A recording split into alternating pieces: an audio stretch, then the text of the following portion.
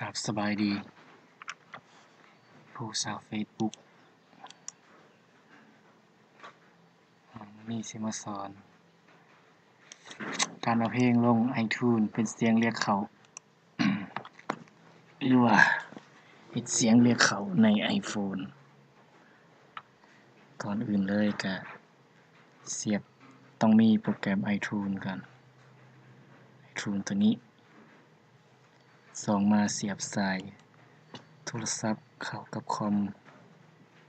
แบบนี้เสร็จก่อนสามารถเข้าเบราว์เซอร์ในหนึ่งและพิมพ์คำว่า mp3 cut .net enter ไปจะมาหน้านี้แล้วเรียก open file เนี่ยมาสตาร์ทเพลงโชว์กันทดเวลาบาดจิบเอาไปโอ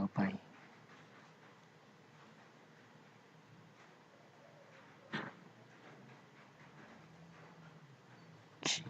เราก็ดึงเพลงมาได้เนาะ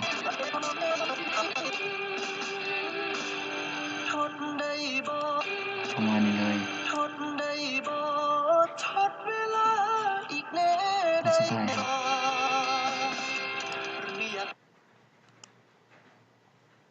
ฟังเบิ่งโอเคอย่าลืมใส่คำว่า iPhone ringtone ตัวนี้เนาะถ้าบ่ใส่มันจะเป็น mp3 อันจิตัดเป็น mp3 ธรรมดาตัวนี้จะเป็น ringtone ของ iPhone เมื่อเราเลือกตามเราอยากได้ต้องการแล้วก็คัดไปมันจะดาวน์โหลดไปจากนั้นเราก็คลิกคำว่าดาวน์โหลดโอเคมาเราก็กดดาวน์โหลดไปกำลังดาวน์โหลดเสร็จสมบูรณ์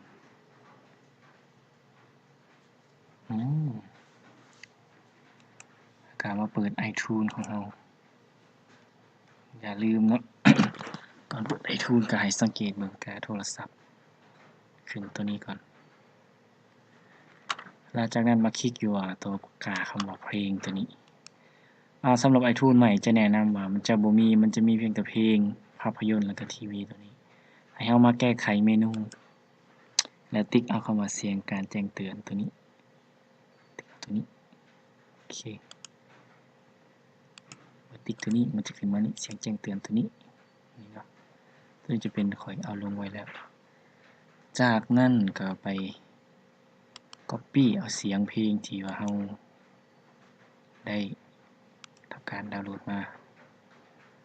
คลิกดาวน์โหลดโปรเจกต์ทดเวลาทำใจโอเคครับคลิก copy มา Ctrl V มาแล้วเนาะทดเวลาทำใจนี่เนาะทดเวลาบาดเจ็บ โอเคเมื่อเรา copy เข้ามาในหน้าเขาว่าเสียงแจ้งเตือนตัวนี้แล้วมาคลิกคำว่า iPhone ของเรานี่จะมีคำว่าเสียงแจ้งเตือนเนาะกับ iPhone ของเรามันจะมีคำว่าเสียงแจ้งเตือนอยู่นี้ในขั้นตอนทวิตมันจะเป็นคำว่ามัวๆอย่างซี้ให้เราติ๊กคำว่าเสื่อมต่อเอาเสียงทั้งหมดเลย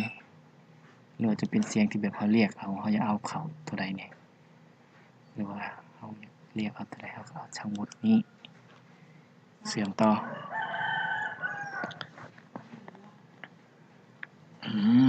เมื่อเป็นอย่างนี้มันก็สมบูรณ์ไปหลังจากที่เราได้สมบูรณ์ไปแล้วเราก็มากวดเบิ่งในการเข้าตั้งค่าเนาะเลือกมาชาวหรือว่าเสียงตัวนี้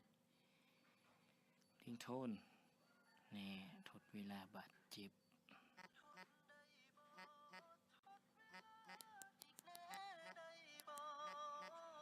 ชัดเจน สียงขึ้นจังหน่อยหนึง